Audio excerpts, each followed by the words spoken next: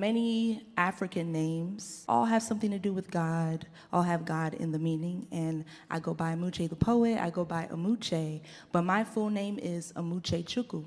Amuche Chukwu is Igbo for nobody knows the will of God. It also means God willing or inshallah. I was named by my father, who named me after his sister.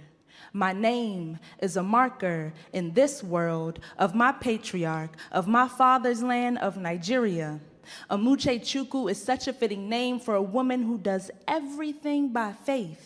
I might not know where or how I will land, but I often take leaps. And while I never land perfectly on my 2 feet, I've never fallen on my face. It is the will of God that keeps me on my knees. My name is a marker of my patriarch, of my father's land of Nigeria.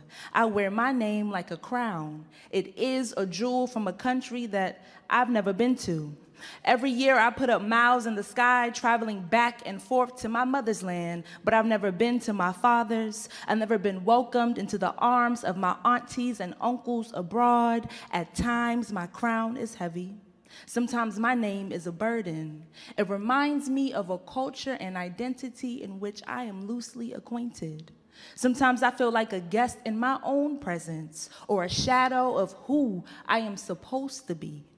I only know Nigeria through Jodine, prayer songs from my childhood, and some movies, but mainly Afro beats.